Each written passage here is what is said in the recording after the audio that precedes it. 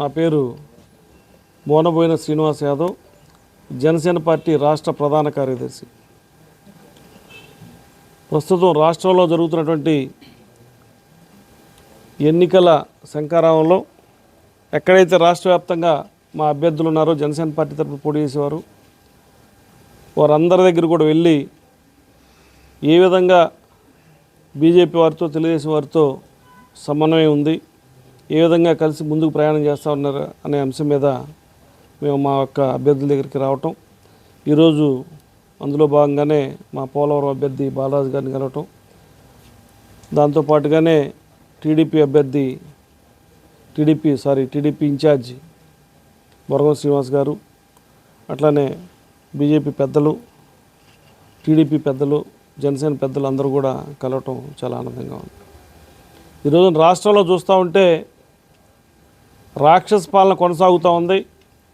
మరీ ముఖ్యంగా ఏదైతే పోలవరం ప్రాజెక్టు వలన రాష్ట్రం మొత్తం సస్యశ్యామలం అవుతూ ఉందో, ఆ ఒక్క ముఖ్య ఉద్దేశంతో గతంలో రాజశేఖర రెడ్డి గారు కానివ్వండి, చంద్రబాబు నాయుడు గారు కానివ్వండి, రాజశేఖర రెడ్డి గారు శంకుస్థాపన చేస్తే చంద్రబాబు నాయుడు గారు 80% దాన్ని ఆ పనులు పూర్తి చేయడం జరిగింది.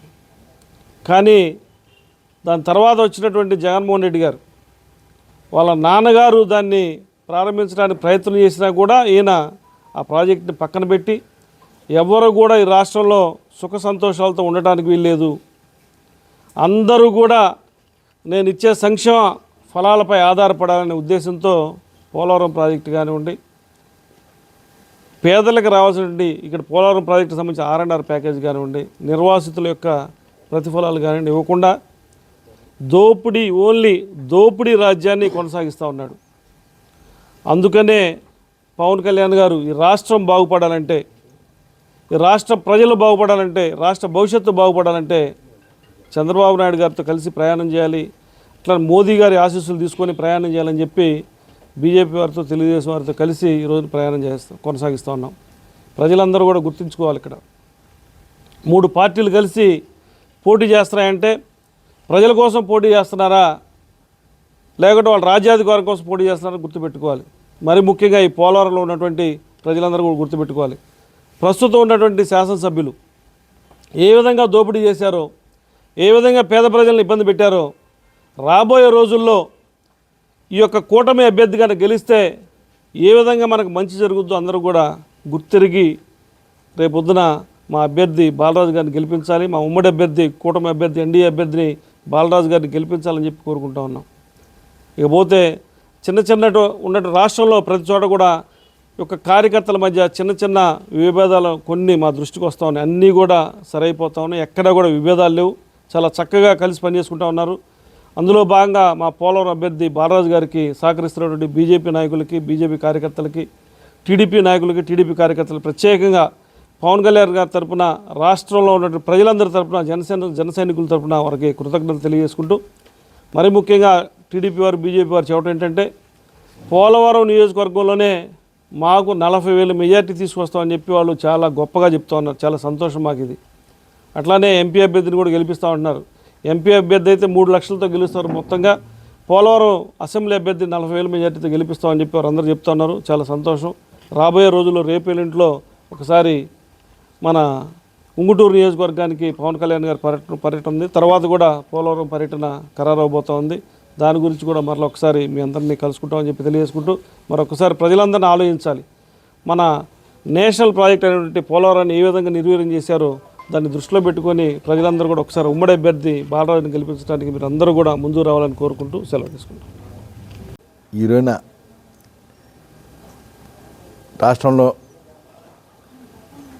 ఉమ్మడిగా ఏర్పడి ఉమ్మడికి ప్రభుత్వం ఏర్పాటు చేయాలి, ఉమ్మడి పోరాటం చేయాలి, ఒక రాక్షసుని గద్దె దించాలి అనే ఏకైక ధ్యేయంతో 3 పార్టీలు కలిపి ప్రజలందరి సంక్షేమం కోసం, ప్రజలందరి బాగు కోసం, ఈ రాష్ట్రం బాగు కోసం చేస్తున్నటువంటి ఈ ప్రయత్నం ఫలించాలంటే అందరూ కలిసికట్టుగా పోరాటం చేసి ఈ జగన్మోహన్ రెడ్డి ప్రభుత్వాన్ని గద్దె దించి ఏదైనా సరే ఈ రాష్ట్రంలోనే ఒక ఉమ్మడి ప్రభుత్వం అంటే ఈ రాష్ట్రంలోని ఉన్నటువంటి జనసేన, టీడీపీ, భారతీయ జనతా పార్టీ 3 పార్టీలు కలిపి ఏకస్తులై ఒక పోరాటం చేసి ఏది ఏమైనా ప్రజాకంటకుడు జగన్మోహన్ రెడ్డి ప్రభుత్వం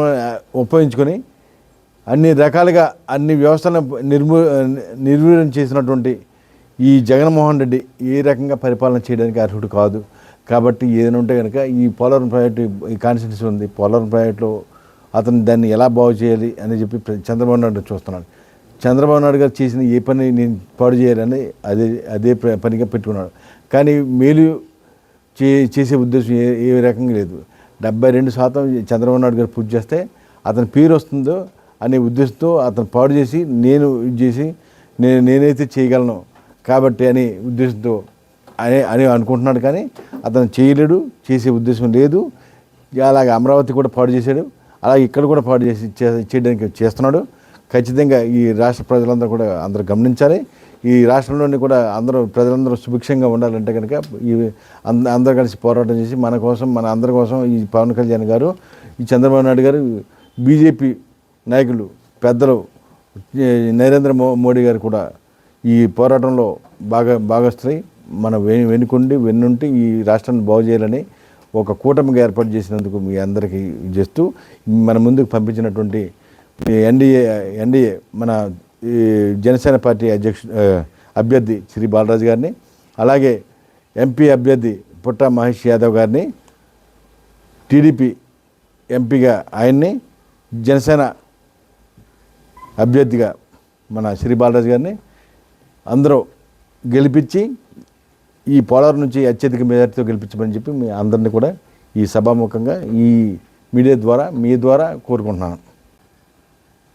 ఈరోజు పోలవరం నియోజకవర్గంలో 2024 ఎన్నికలకి ఎన్డీఏగా తెలుగుదేశం పార్టీ, బీజేపీ పార్టీ, అలాగే జనసేన పార్టీ ఉమ్మడి అభ్యర్థిగా పోలవరం నియోజకవర్గం నుంచి నాకు ఇక్కడ నిలబెట్టడం జరిగింది.